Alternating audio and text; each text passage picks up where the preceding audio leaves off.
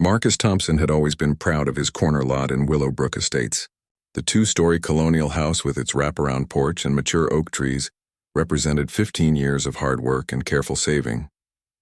When he first moved in, the neighborhood felt like a slice of the American dream. Well-maintained lawns, friendly neighbors, and a homeowners association that seemed to exist mainly to organize the annual block party. That was before Patricia Hendricks moved in 3 houses down and immediately got herself elected to the HOA board.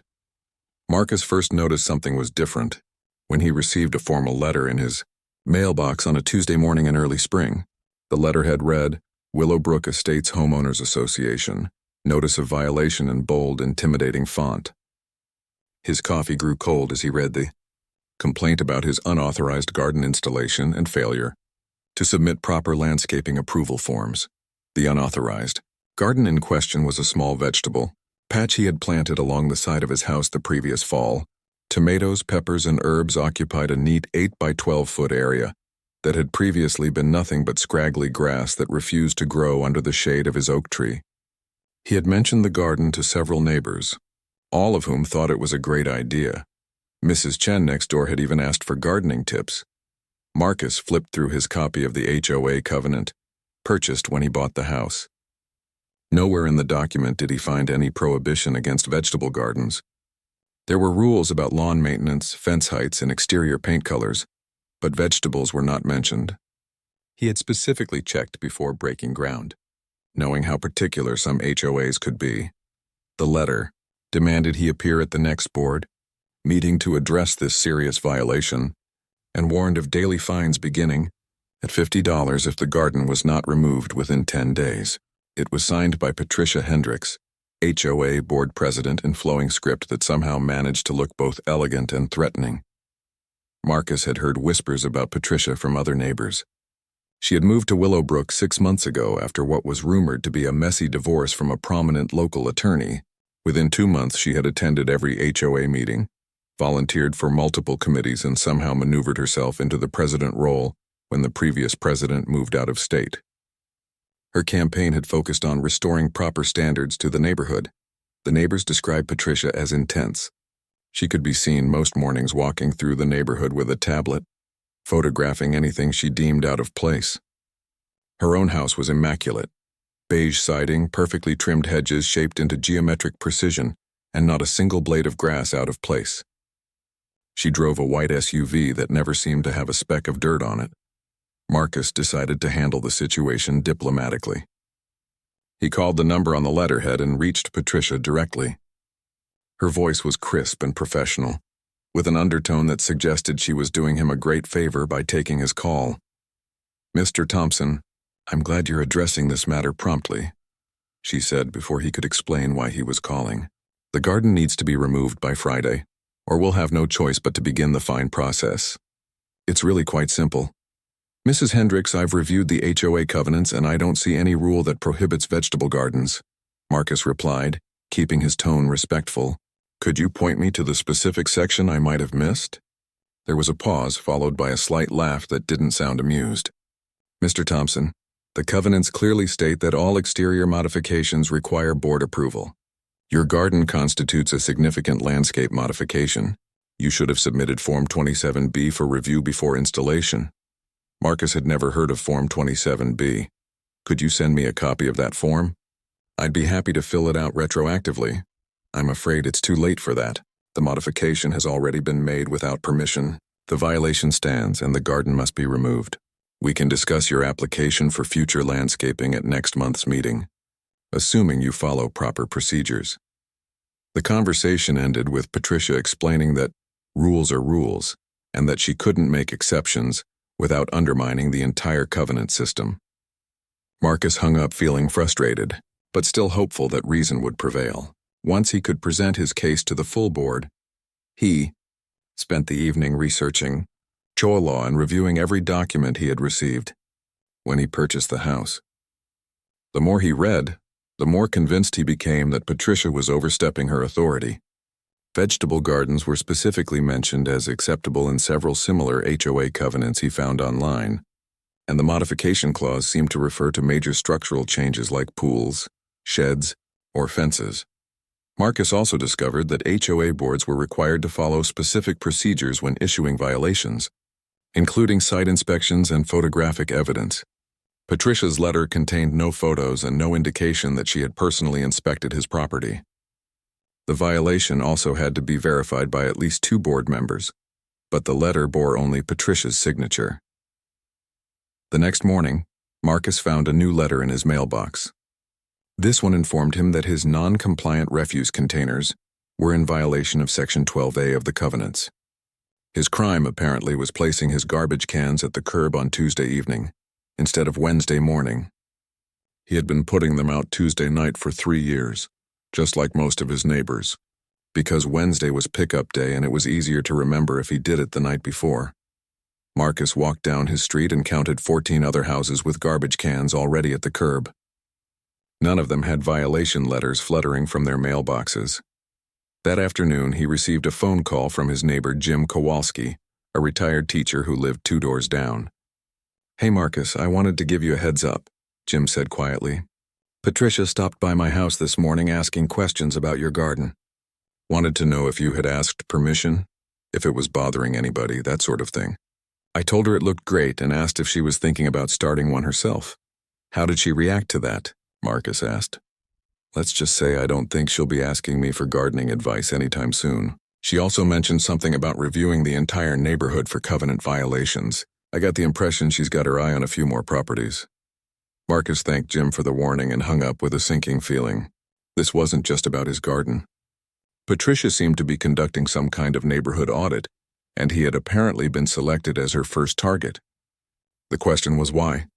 He barely knew the woman, and had never had any interaction with her before the violation letter. As he stood in his kitchen looking out at his modest vegetable garden, Marcus realized he was facing a choice. He could remove the plants, pay whatever fines Patricia demanded, and hope she moved on to bothering someone else. Or he could stand his ground and fight for what he believed was right. The tomato plants were just beginning to show their first green buds.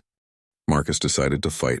He spent Thursday evening preparing for the HOA board meeting, printing copies of the covenants, researching his state's HOA laws, and even taking detailed photographs of his garden from multiple angles. The plants looked healthy and well-maintained, nestled neatly within the defined borders he had created using landscape. Timbers Friday morning brought another surprise in his mailbox, a bill for $250 in administrative fees related to his violations.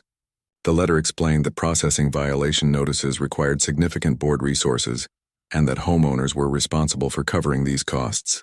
It was signed by Patricia and included a cheerful reminder that late fees would accrue at 10% per month. Marcus called his neighbor Mrs. Chen, hoping to get her perspective. She had lived in Willowbrook for over a decade and had served on the board herself several years earlier. "Oh, honey, this is not how we used to do things," she said, after Marcus explained the situation. "In my day, if someone had a concern about a neighbor's property, we'd knock on their door and have a conversation. Most problems got solved over coffee and cookies, not certified mail and fine schedules." Mrs. Chen revealed that Patricia had also approached her with questions about Marcus, specifically asking if he was the type of person who respects authority and whether he had a history of pushing boundaries. The questions had struck Mrs. Chen as oddly personal and somewhat inappropriate. "I defended you, of course," she continued. "Told her you were one of the most considerate neighbors we've had. You shovel my walkway in winter. You keep your property immaculate, and that garden of yours is the nicest thing to happen to this block in years." But she seemed unsatisfied with my answers. That evening, Marcus attended the HOA meeting held in the community center's small conference room. Only 5 people were present: Patricia, 2 other board members named Richard and Susan, Marcus and Mrs. Chen, who had come for moral support. Patricia sat at the head of the table with several manila folders arranged precisely in front of her. She wore a navy blazer and had her hair pulled back in a severe bun that made her look like she was conducting a court hearing rather than a neighborhood meeting. "We'll begin with old business," Patricia announced without any preliminary pleasantries. "Mr. Thompson's garden violation. Mr. Thompson, have you removed the unauthorized landscaping as required?" "No, I haven't," Marcus replied, keeping his voice steady. I've reviewed the covenants thoroughly, and I believe the garden complies with all stated requirements. I'd like to present my findings to the board. Patricia's expression didn't change. Mr. Thompson, compliance isn't a matter of personal interpretation. The board has determined that your installation violates Section 8(c), which requires prior approval for exterior modifications. Marcus opened his folder. Section 8(c) specifically refers to structures, fences, and permanent installations.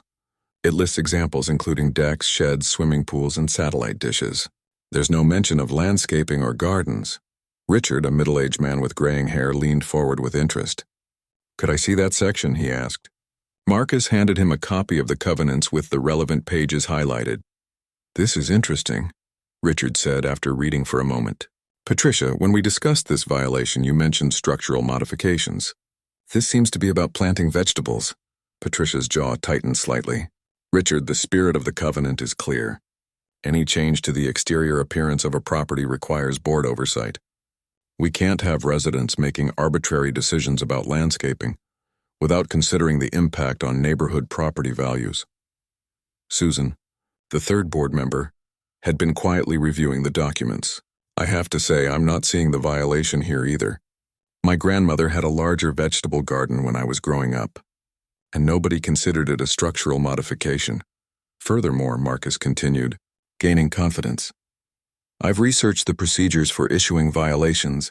State law requires that violations be witnessed by at least 2 board members and documented with photographs. Your letter contains neither verification signatures nor photographic evidence." Patricia's composure slipped for just a moment. "Mr. Thompson, are you questioning the board's authority to enforce neighborhood standards?" "I'm questioning whether proper procedures were followed," Marcus replied. "I'm also curious about why 13 other houses currently have garbage cans at the curb, but only I received a violation notice for early placement." The room fell silent. Richard and Susan exchanged glances. "Patricia, are you issuing selective violations?" Richard asked slowly. "Of course not," Patricia snapped. "I'm conducting a comprehensive neighborhood review. Mr. Thompson's property happened to have the most egregious violations, so I started there." "Most egregious?" Mrs. Chen spoke up from the back of the room. "A vegetable garden and garbage cans? In my 22 years in this neighborhood, those wouldn't even qualify as minor concerns." Patricia turned toward Mrs. Chen with barely concealed irritation. "Mrs. Chen, this is a board meeting. Resident comments are limited to designated periods." "Actually," Richard said, consulting a small booklet, "according to our bylaws, any resident can speak during discussion of agenda items." "Mrs. Chen, please continue." Patricia's face flushed slightly, but she remained silent. Mrs. Chen stood up. "I've watched this neighborhood for over 2 decades. We've had board members who worked with residents to solve problems and maintain our community standards. This feels different. This feels like harassment." After Mrs. Chen's statement, Susan requested a motion to table the violation, pending a full board review of the proper procedures. Richard seconded the motion. Patricia was forced to vote, and though she clearly wanted to refuse, she couldn't override 2 other board members without cause. Marcus left the meeting feeling cautiously optimistic, but Patricia's parting words haunted him.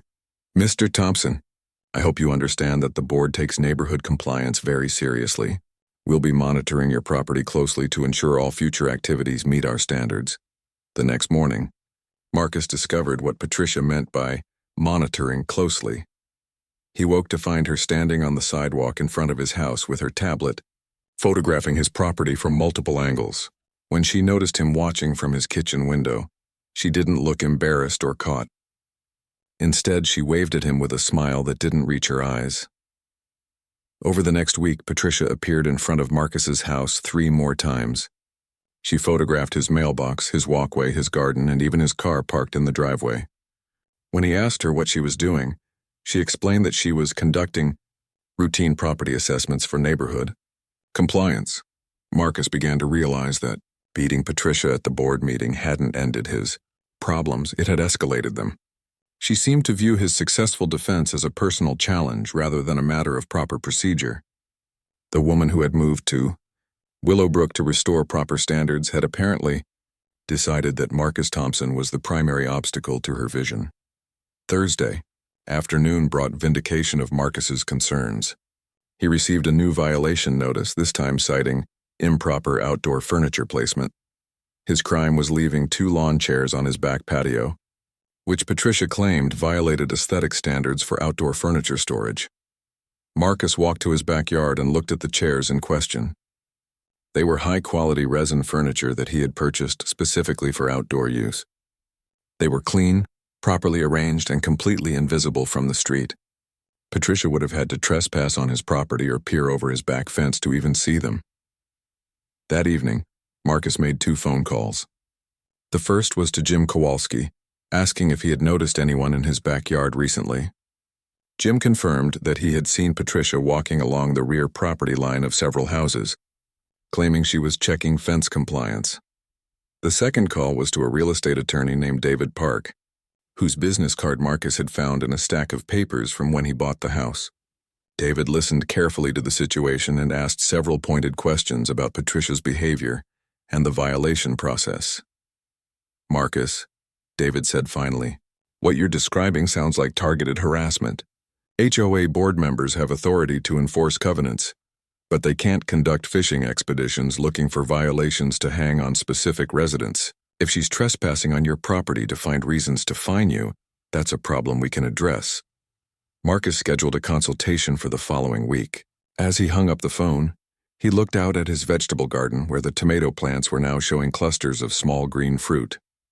He had planted the garden because he enjoyed fresh vegetables and wanted to make productive use of the shady corner of his yard. Now it had become the symbol of something much larger, a test of whether one determined individual could use bureaucratic bullying to control her neighbors through fear and intimidation. Marcus was about to find out exactly how far Patricia was willing to go to win this fight. Patricia's next move caught everyone off guard. 2 weeks after the board meeting, every homeowner in Willowbrook Estates received an official notice announcing an emergency HOA meeting to vote on comprehensive covenant amendments necessary to protect property values and neighborhood standards. The proposed changes were extensive and draconian. Front yard landscaping would require board pre-approval with detailed plans submitted 60 days in advance. All exterior decorations, including holiday displays, would need written permission. Garbage containers could only be placed curbside between 6 a.m. and 8 a.m. on collection day. Vehicle parking would be limited to designated areas, with guest parking requiring temporary permits issued by the board. Most shocking was the proposed enforcement mechanism.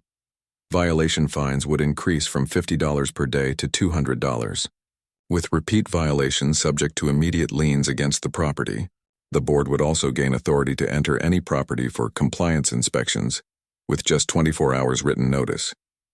Marcus read through the 10-page document with growing alarm.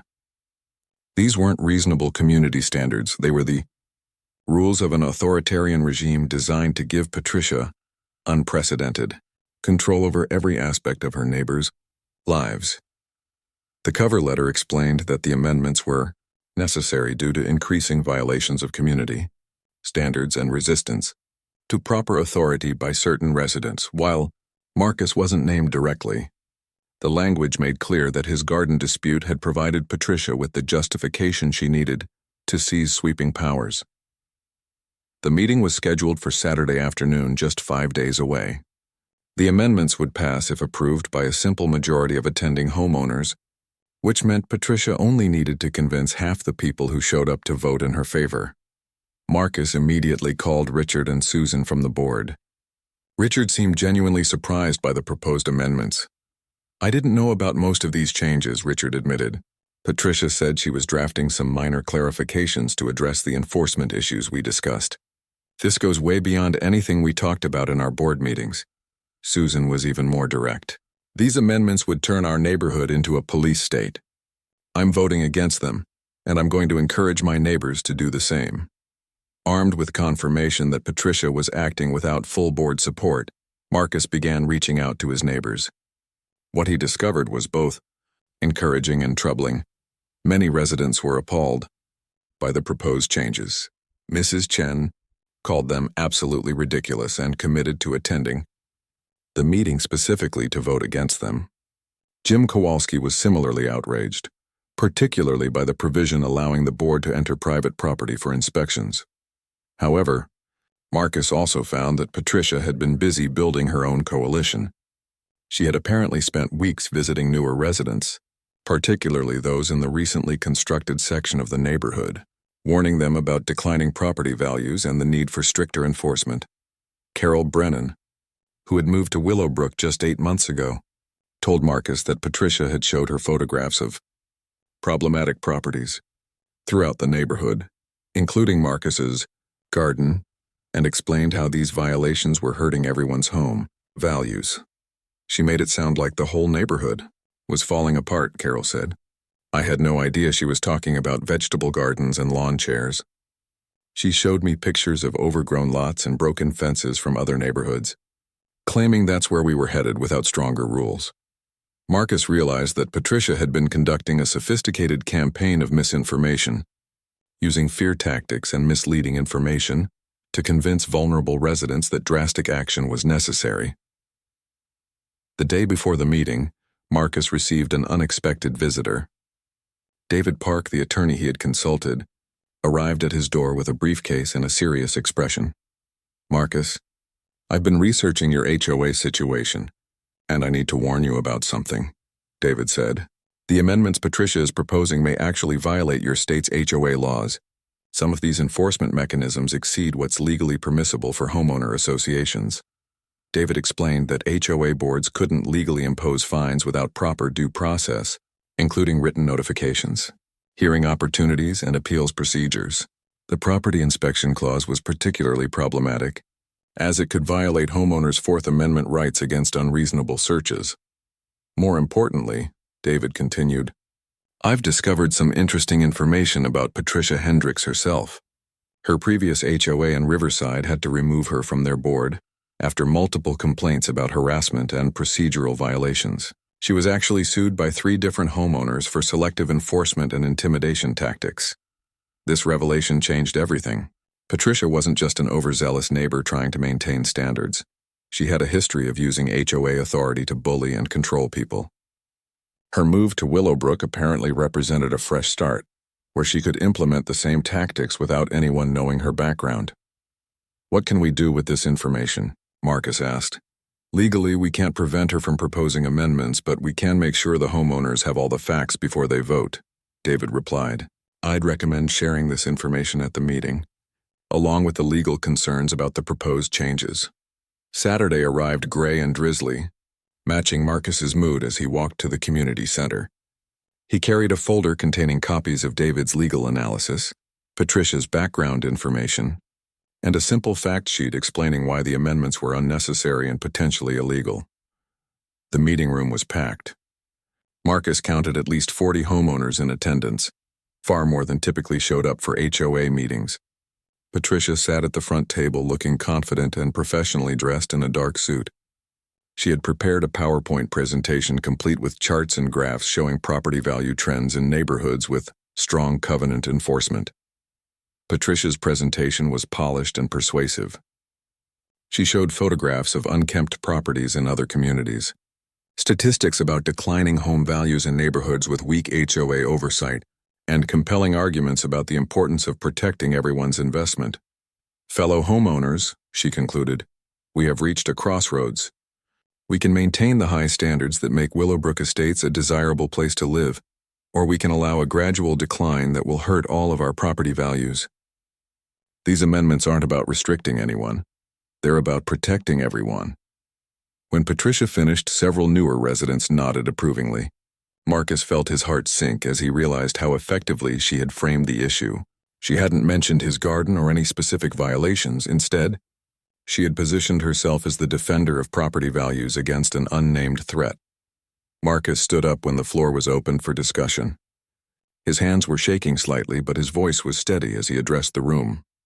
Before we vote on these amendments, I think everyone should know some important facts that weren't included in the presentation, he began. First, these amendments may actually violate state law regarding HOA authority and due process requirements. He distributed copies of David's legal analysis, while Patricia's face grew increasingly rigid. Second, the current violations that supposedly justify these changes consist primarily of a vegetable garden and some lawn chairs. I'd encourage everyone to drive by my house and see for themselves whether my property represents a threat to neighborhood standards. Finally, Marcus shared Patricia's history with the Riverside HOA. The room grew very quiet as he read from the court documents David had obtained, describing complaints of harassment, selective enforcement, and intimidation tactics. I'm not asking you to take my word for any of this, Marcus concluded. I'm asking you to consider whether giving any individual this level of control over our homes and our lives is the kind of neighborhood we want to live in. Patricia's response was swift and angry. Mr. Thompson is obviously desperate to avoid accountability for his violations. These personal attacks are exactly the kind of disrespectful behavior that proves we need stronger enforcement mechanisms. But the damage was done. The question period that followed revealed deep concerns about the amendment's scope and legality. Several homeowners who had seemed supportive after Patricia's presentation now expressed reservations about giving the board inspection authority and implementing such high fines without proper appeals processes. When the vote finally came, the amendments failed by a margin of 26-14. Patricia's face was stone as she announced the results, but her voice carried a barely controlled fury. "This is unfortunate," she said, "but the board will continue working to protect neighborhood standards through existing enforcement mechanisms." As homeowners filed out of the meeting, Marcus felt relieved but not victorious. He had prevented Patricia from seizing dictatorial powers, but he knew the war was far from over. The woman who had tried to turn Willowbrook into her personal kingdom wouldn't give up easily. Patricia's parting glance confirmed his fears. Her eyes promised that this humiliating defeat would not go unanswered. Marcus knew Patricia's next attack would be personal and vindictive. He didn't have to wait long to be proven right. Monday morning brought a certified letter containing the most comprehensive violation notice he had ever seen. Patricia had apparently spent the weekend conducting a microscopic examination of his property, documenting infractions so minor that they bordered on absurd. His mailbox was cited for having weather-worn numbering that fails to meet visibility standards. A small section of his driveway had a hairline crack that allegedly violated pavement maintenance requirements. Even his doormat was flagged for being improperly positioned. Apparently, it extended 2 inches beyond what Patricia considered acceptable. Placement boundaries. The total fines for these violations amounted to $850, with daily accrual penalties if not remedied within 48 hours. Marcus stared at the letter in disbelief. This wasn't enforcement, it was revenge. Patricia was clearly trying to make his life so miserable that he would either comply with her demands or move away entirely. But Marcus had spent the weekend doing research of his own, and what he had discovered gave him hope that Patricia's reign of terror might be coming to an end. David Park had provided him with access to legal databases and public records, allowing Marcus to dig deeper into Patricia's background.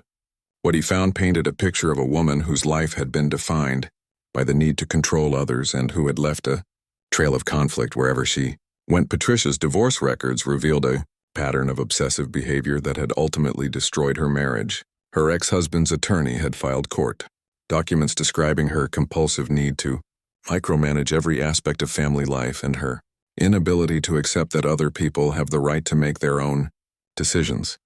The Riverside HOA situation had been even worse than David initially discovered.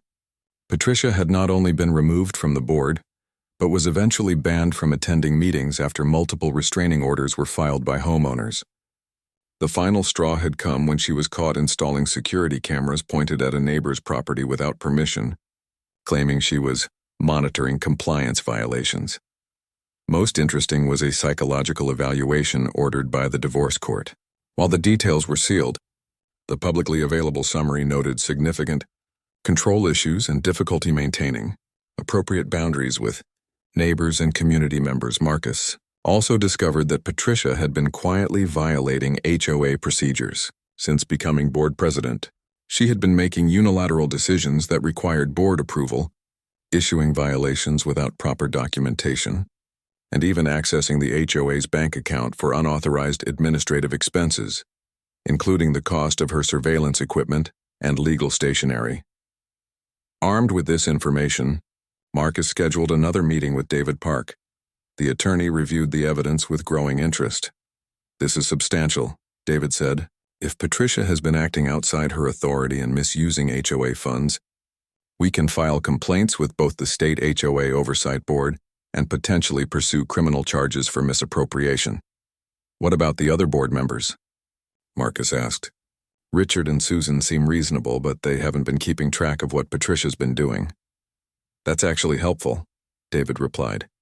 If they're willing to cooperate, we can demonstrate that Patricia has been exceeding her authority without board knowledge or consent. That strengthens any case for removing her from the position. Marcus decided to approach Richard first.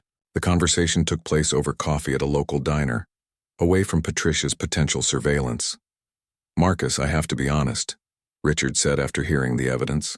I've been uncomfortable with Patricia's methods from the beginning, but I didn't realize how far she had gone. I thought she was just overly enthusiastic about enforcement. Richard revealed that he had never seen most of the violation notices Patricia had issued, despite board policy requiring all enforcement actions to be reviewed by at least 2 board members. He also confirmed that Patricia had been making financial decisions without board approval, including hiring a private investigator to research homeowners' backgrounds. She hired a PI? Marcus asked, surprised. She claimed it was necessary to verify property ownership and compliance history, Richard explained. But now I'm wondering if she was looking for personal information she could use against people who opposed her. The conversation confirmed Marcus's suspicions that Patricia had been operating as a rogue board member, using her position to pursue personal vendettas while claiming to act on behalf of the community. Susan's reaction was even stronger when Marcus shared the information with her the following day. She immediately called for an emergency board meeting to address Patricia's unauthorized actions and discuss the possibility of removing her from the president position. This is exactly what I was afraid of when she first started pushing for those amendments, Susan said. She's been treating the HOA like her personal fiefdom instead of a community organization. Marcus also reached out to other homeowners who had received violations or felt targeted by Patricia. What he discovered was a pattern of harassment that extended far beyond his own situation. The Kowalskis had been cited for excessive holiday decorations after leaving their Christmas lights up 3 days past Patricia's arbitrary deadline. The Chen family had received warnings about inappropriate cultural displays and had a complaint about the small Buddha statue in their front garden that had been there for over a decade, without any previous issues. Most disturbing was the situation with the Martinez family. New residents who had been cited for multiple violations within their first month in the neighborhood. Their crimes included parking a second car in their driveway overnight, hanging laundry on a backyard clothesline, and allowing their 6-year-old daughter to leave toys on the front lawn. She made us feel like criminals for living in our own home, Mrs. Martinez told Marcus. We were considering moving because the stress was affecting our whole family. Marcus began organizing these homeowners into an informal alliance. Each family documented their experiences with Patricia's harassment, creating a comprehensive record of her abuse of authority. The breakthrough came when Jim Kowalski revealed that he had been secretly recording his interactions with Patricia after she began making increasingly threatening statements about fines and legal action. I started recording after she told me that people who don't respect authority shouldn't be allowed to live in nice neighborhoods, Jim explained. Something about the way she said it made me think I might need evidence someday. The recordings were damning. Patricia could be heard threatening excessive fines, making personal attacks on homeowners' character, and even suggesting that certain residents were incompatible with community standards and should be forced to move. Most importantly, the recordings captured Patricia admitting that she had been issuing violations without proper board review because some people need to be taught respect for authority regardless of technicalities. Marcus shared all this evidence with David Park, who confirmed that they now had grounds for multiple legal actions against Patricia. The unauthorized use of HOA funds could result in criminal charges, while her harassment of homeowners violated both state HOA laws and potentially civil rights statutes. The question now, David said, is how you want to handle this. We can file complaints and let the legal system handle her, or we can present her with the evidence and demand her resignation. Marcus thought about the options carefully. Legal action would be satisfying, and might result in criminal consequences for Patricia, but it would also be expensive and time-consuming.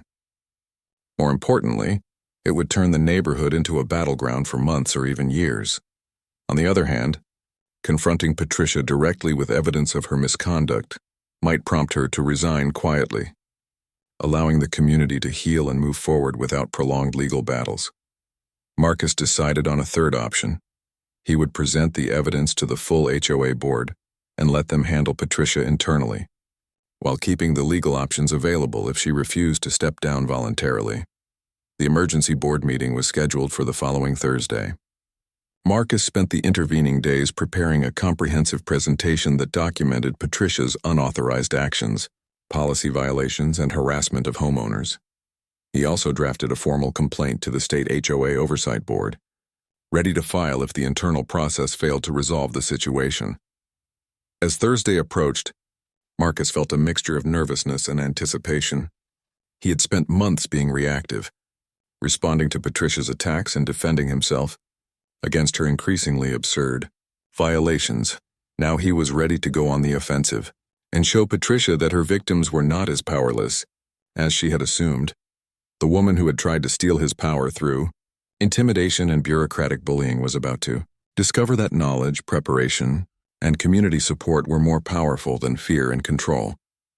Marcus Thompson was ready to show her exactly who was really in charge. The emergency board meeting was scheduled for Thursday evening at 7 o'clock. By 6:30, the community center parking lot was fuller than anyone had seen it for an HOA gathering. Word had spread through the neighborhood about the confrontation that was coming, and residents who had never shown interest in HOA politics were arriving to witness what many expected to be Patricia's downfall. Marcus arrived early with David Park and a box containing copies of all the evidence they had gathered. Richard and Susan were already there, reviewing the agenda and looking nervous about what was to come. Patricia sat at the head table, appearing calm and composed, though Marcus noticed her jaw was set in a hard line that suggested she knew trouble was coming. "Before we begin," Patricia announced as the meeting was called to order, "I want to address the rumors and personal attacks that have been circulating about my leadership. Some residents have chosen to spread malicious gossip rather than work constructively to maintain our community standards." Her opening statement was clearly designed to frame the evening as a personal vendetta against her, rather than a legitimate review of her conduct. Marcus had expected this tactic and was prepared for it. Richard, acting as meeting moderator, consulted his notes and addressed the room. Tonight's emergency meeting was called to review several concerns about HOA procedures and enforcement practices. Marcus Thompson has requested time to present information to the board, and all residents are welcome to comment. Marcus stood up, his heart beating fast but his voice steady. "Thank you, Richard. I'm here tonight not to attack anyone personally, but to present evidence that our HOA has been operating outside its legal authority and violating homeowners' rights." He began with the financial irregularities, presenting bank records showing unauthorized expenditures that Patricia had made without board approval. The most significant was a payment of $1,200 to a private investigation company, followed by several smaller payments for legal stationery, surveillance equipment, and what was listed as enforcement supplies. These expenditures were never approved by the board and were never reported in our financial statements, Marcus explained. According to state law, HOA funds can only be spent with proper board authorization and resident notification. Patricia interrupted, her voice sharp. "Those were necessary administrative expenses. The board president has discretionary authority for operational costs." "Actually, you don't," Susan replied, consulting a copy of the HOA bylaws. "The bylaws clearly state that any expenditure over $100 requires board approval." "I never voted on any of these expenses." Richard nodded in agreement. "Neither did I." "Patricia, you should have brought these to the board for approval." Marcus continued with evidence of procedural violations. He presented copies of violation notices that Patricia had issued without the required board review, documentation of her unauthorized property inspections, and records showing selective enforcement targeting specific homeowners. The room grew increasingly quiet as Marcus methodically laid out the case. Patricia's face was flushed, but she remained silent as the evidence mounted against her. The most damaging evidence came when Marcus played excerpts from Jim Kowalski's recordings. Patricia's voice filled the room, threatening excessive fines and making personal attacks on homeowners who had questioned her authority. Some people need to be taught respect for authority regardless of technicalities, Patricia's recorded voice declared. If they can't follow simple rules, maybe they don't belong in a quality neighborhood like this one. Another recording captured her telling Mrs. Martinez that people from certain backgrounds might not understand American neighborhood standards and needed firmer guidance to fit into the community. The reaction in the room was immediate and angry. Several homeowners began speaking at once, expressing outrage at Patricia's discriminatory comments and abuse of authority. Patricia finally stood up, her composure cracking. These recordings were made without my consent and taken completely out of context. This is nothing but a coordinated attack by residents who refuse to accept reasonable community standards. David Park rose from his seat. Mrs. Hendricks, I'm David Park, an attorney representing Mr. Thompson and several other homeowners. The recordings were legally made during interactions initiated by you in your official capacity as HOA president. The context is quite clear. He presented copies of Patricia's background from the Riverside HOA, including documentation of her previous removal from a board position for similar conduct. The court records and restraining orders painted a picture of escalating harassment that had ultimately resulted in legal action against her. This pattern of behavior is not isolated to Willowbrook, David continued.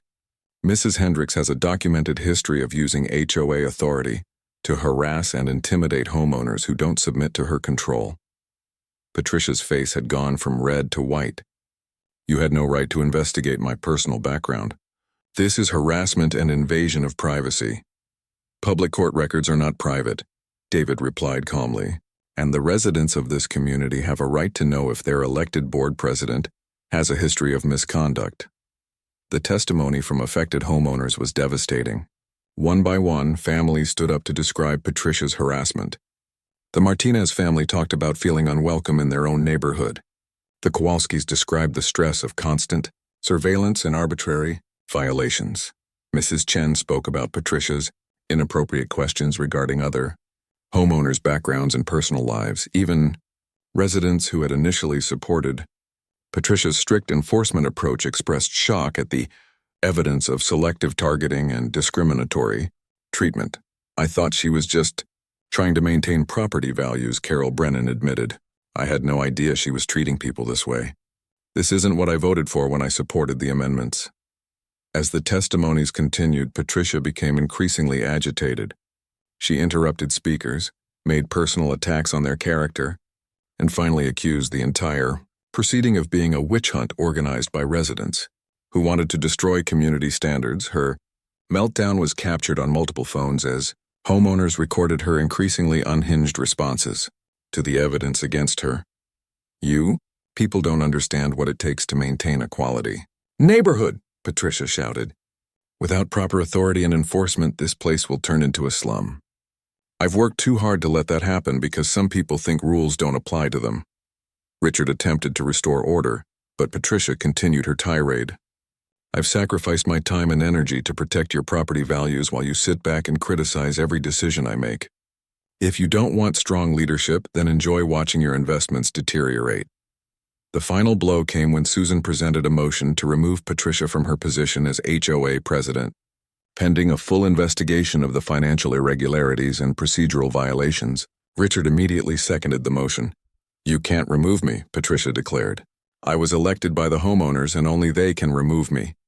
David Park consulted his legal notes. Actually, Mrs. Hendricks, the HOA bylaws provide for removal of board members for cause, including financial misconduct and violation of fiduciary duties. The motion is perfectly legal. The vote was unanimous among the remaining board members. Richard and Susan voted to remove Patricia from her position, effective immediately. Patricia was no longer HOA president, but Patricia wasn't finished.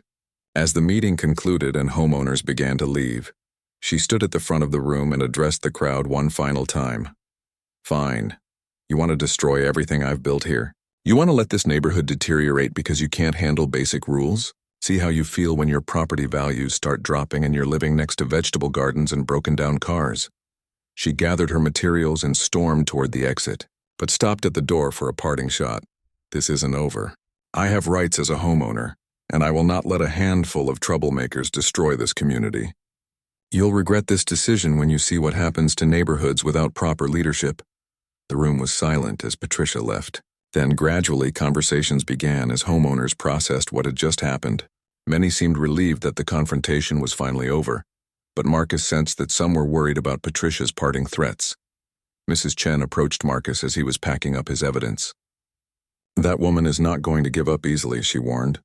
"I've seen her type before. She'll find other ways to make trouble." Marcus nodded, knowing Mrs. Chen was probably right. They had won a major victory by removing Patricia from her position of authority, but they hadn't removed her from the neighborhood. A woman who had spent months orchestrating harassment campaigns against her neighbors wasn't likely to simply accept defeat and move on peacefully. As Marcus drove home that night, he felt a mixture of satisfaction and apprehension. They had successfully exposed Patricia's misconduct and stripped her of her official power. But the woman who had tried to turn Willowbrook into her personal kingdom was still living 3 houses down from him. The question now was what Patricia would do next, and whether the community would be able to heal from the damage she had caused. The war wasn't over yet. Patricia's final act of defiance came exactly 1 week after her removal from the HOA board. Marcus discovered it on a Saturday morning when he went outside to check his vegetable garden, the same garden that had started the entire conflict months earlier. Every plant had been cut down to the ground during the night. Tomato vines that had been heavy with ripening fruit lay severed and wilting in the early morning sun. Pepper plants, herbs, and the small cucumber trellis he had built, all destroyed with what appeared to be garden shears or a sharp knife. But Patricia had made a critical mistake. In her rage to destroy Marcus's garden, she had trespassed onto his property and committed an act of vandalism that left clear evidence of her identity.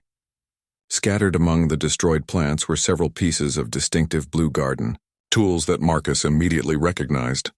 Marcus had seen those same blue-handled shears in Patricia's hands during her surveillance visits around the neighborhood. More importantly, she had left behind a gardening glove with her initials embroidered on the cuff, a personalization that made denial impossible. Marcus carefully photographed the damage and collected the evidence before calling the police. Officer Janet Mills arrived within 30 minutes and spent considerable time documenting the scene and taking Marcus's statement about the ongoing conflict with Patricia. "This looks like criminal mischief and trespassing," Officer Mills concluded. "Combined with the harassment you've described, we might be looking at stalking charges as well. Do you want to press charges?" "Absolutely," Marcus replied without hesitation. "This has gone far enough." When police knocked on Patricia's door 2 hours later, her reaction confirmed everyone's suspicions about her guilt. Instead of expressing surprise or indignation at being accused, she immediately launched into a tirade about Marcus's illegal garden and her right as a homeowner to protect property values. She denied cutting down the plants but couldn't explain how her personalized gardening glove had ended up in Marcus's yard.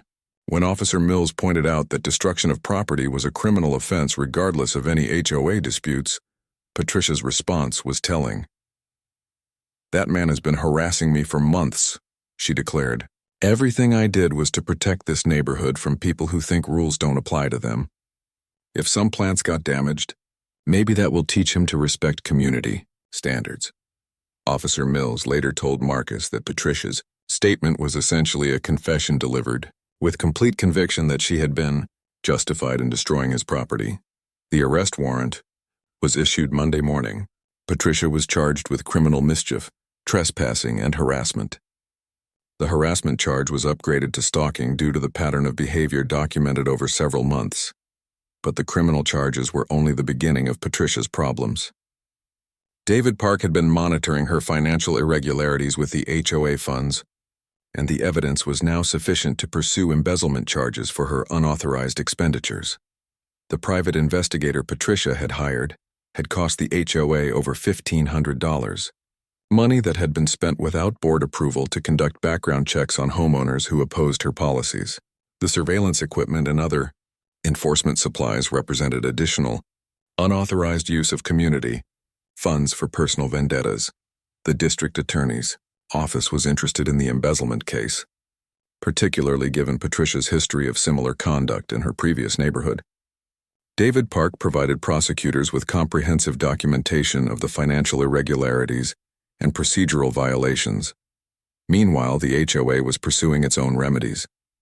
Richard and Susan, now serving as interim co-presidents, filed complaints with the state HOA Oversight Board, detailing Patricia's misconduct.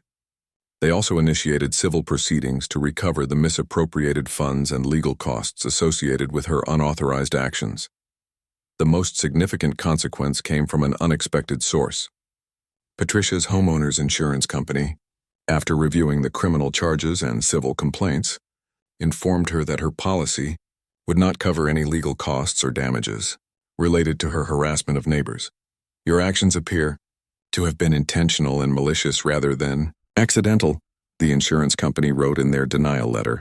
Coverage does not extend to criminal acts or deliberate harassment of other policyholders. This left Patricia personally responsible for all legal costs and potential damages, a financial burden that quickly mounted as affected homeowners began filing their own civil suits for harassment and intentional infliction of emotional distress. The Martinez family was the first to file, seeking compensation for the moving expenses they had incurred when Patricia's harassment forced them to temporarily relocate to stay with relatives. The Kowalskis followed with a suit for property damage, claiming that Patricia's false violations had interfered with a planned home sale. Even Mrs. Chen, despite her gentle nature, filed a complaint for age discrimination after Patricia's recorded comments about certain residents who didn't understand American neighborhood standards were interpreted by prosecutors as targeting elderly immigrants. Patricia's attorney, a court-appointed public defender handling the criminal case, advised her that fighting all the charges in civil suits would likely result in financial ruin, even if she won some of the cases. The evidence against her was overwhelming, and her own recorded statements had eliminated most possible defenses.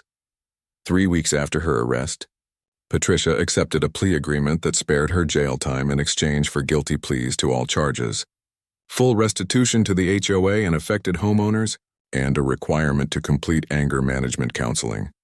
The financial settlement was substantial. Patricia was required to repay the HOA nearly $3,000 in misappropriated funds, plus legal costs and interest. Individual settlements with harassed homeowners added another $8,000 to her obligations. Most importantly, the plea agreement included a provision that Patricia could not serve on any HOA board or hold any position of authority in a homeowner association for a period of 5 years.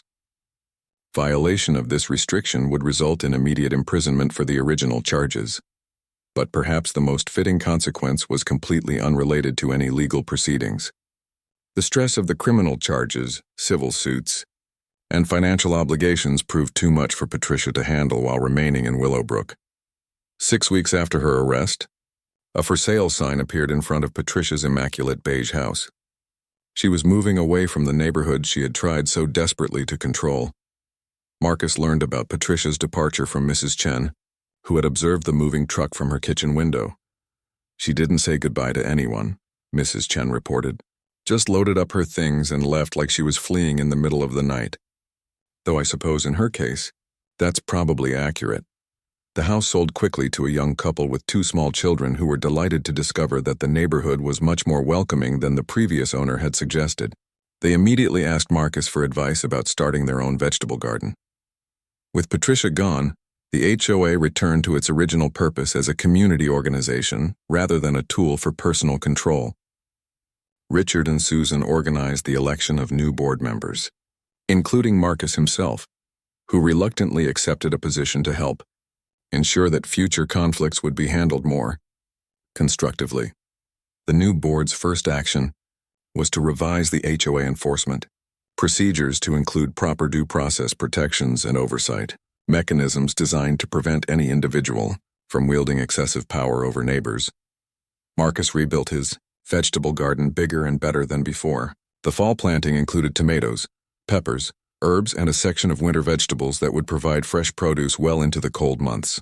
Several neighbors asked for advice about starting their own gardens, creating an informal community gardening network that brought people together rather than driving them apart. On a sunny October morning, as Marcus was harvesting the last of his tomatoes, he reflected on the strange journey that had begun with a simple violation notice about unauthorized landscaping. What had started as harassment by one individual had ultimately strengthened the entire community by forcing residents to stand up for their rights and work together against bullying and intimidation.